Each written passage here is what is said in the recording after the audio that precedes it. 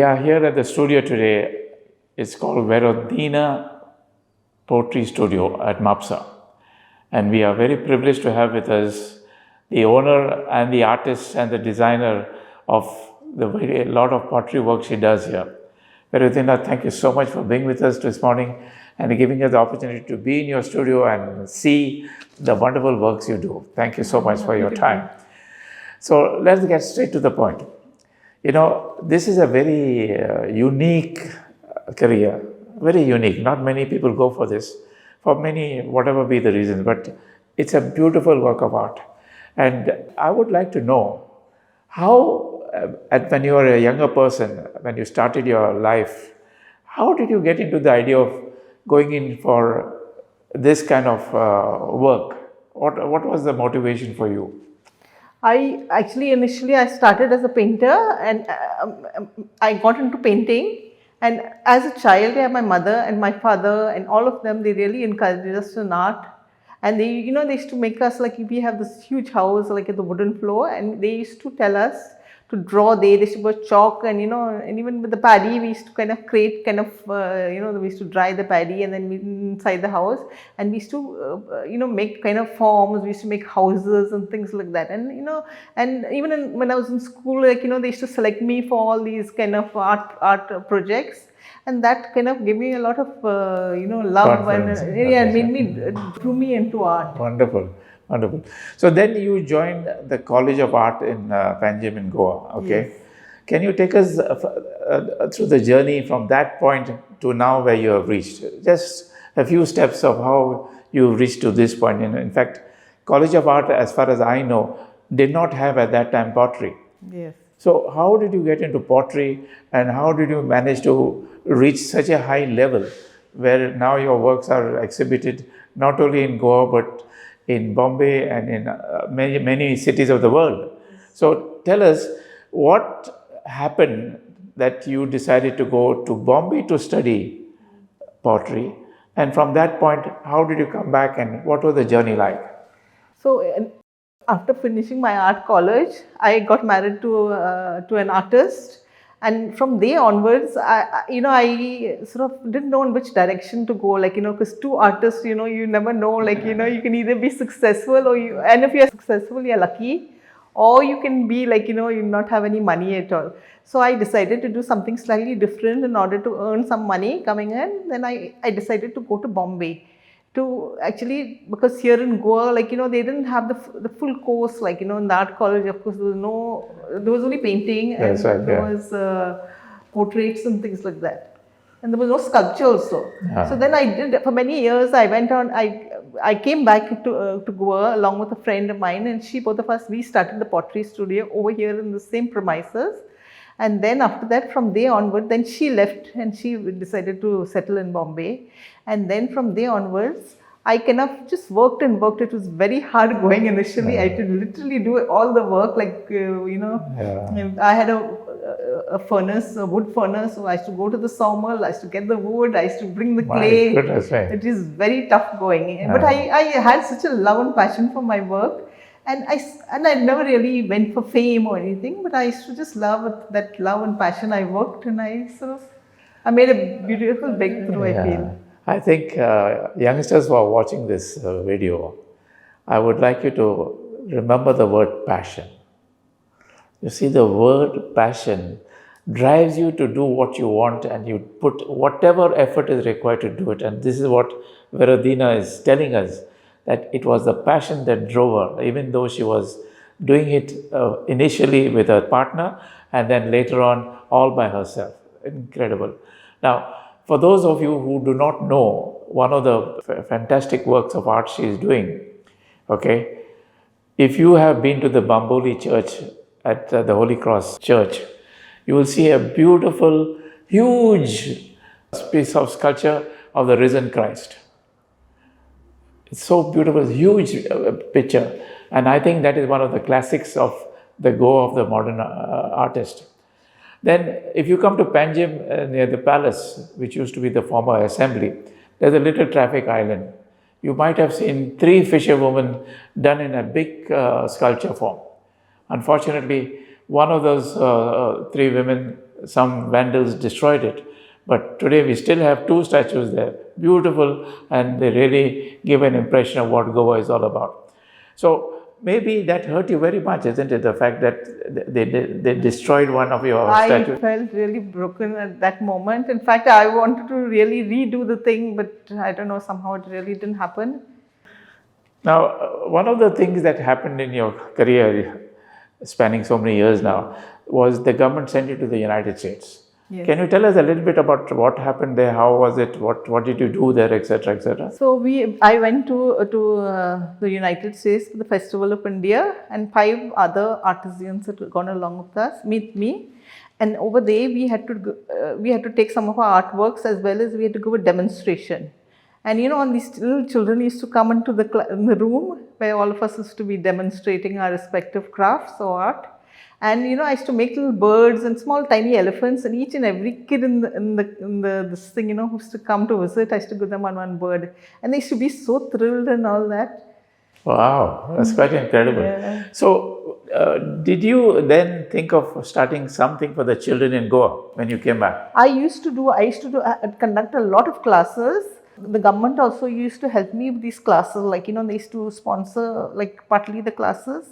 And partly, of course, and then later on I started on my own, and I used to have a lot of classes. In fact, a lot of people there's one girl in Saligaon who actually, till now, she continues to do pottery. And there are a lot of children also who So, actually, even till today, if say 4 or 5 children or parents approach you with 4 or 5 kids, you're quite prepared to teach Sure, them. I will do it. In Mapsa? And Mapsa itself in my studio. Oh, right. Because the setup is there, like, Yeah, that's right. Okay. All right. Now, as you can see, all around me are these beautiful works of art created by none other than Verodina. Each one is a masterpiece. Beautiful little works. Look at this, 2 ladies talking to each other. You can see here 2 little angels. There's a little cat there. There are fish there. There are some pieces of art that side also. This studio is a heaven for artists.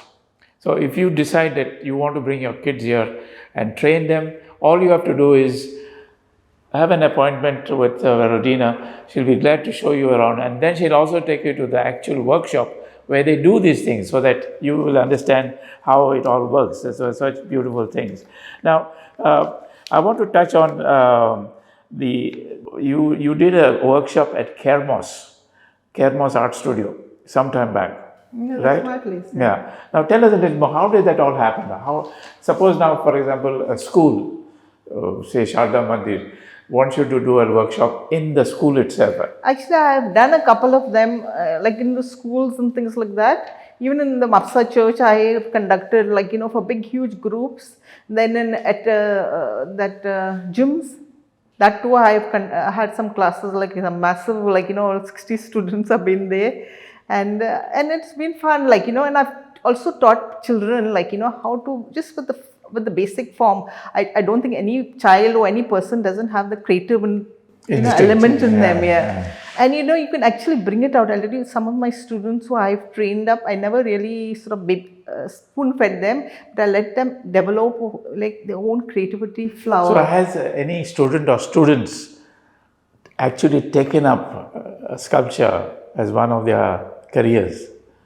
Have you know of any young girl or boy? No, there have been a couple of my students, like there are 2 in Saligaon, and there was one in I don't know where exactly she is, and they set up their own studios, and they have done, like, So your thing continues, your work of art. Okay, I believe you also have a daughter who is into artistry. Yes. Can you tell us a little bit what she does? She's passed from the Work College of Art, and she's done illustration. And she's done a lot of illustrations. She's very creative. She even writes poetry, and then she illustrates, and she's done for the field. Naturally, the genes of daddy and mommy are there, so it has to happen that way. Yeah, that's right. And is she also a professional like you? Yes, she does. She does she does illustrations for books and all. She did for IFI, she did all the illustrations. And what is her name now? Nadia Desousa. Nadia. Okay, right, wonderful. Now, the other thing is, I was quite amazed to see your write-up in the Outlook magazine. And then also in the other newspapers, etc., etc. One other thing that caught my attention was that you did some work for the mentally challenged at Cooj Yes. in Basra. Yes. How did that happen? I worked because, I mean, I went and I worked with them because I really wanted to know what, goes to the mind of a person. I love psychology, and the second option of mine besides art was psychology. So, I went and I worked with them for 2 years. I just went and I did, it was just, I didn't, take anything from it. But I got a lot from it.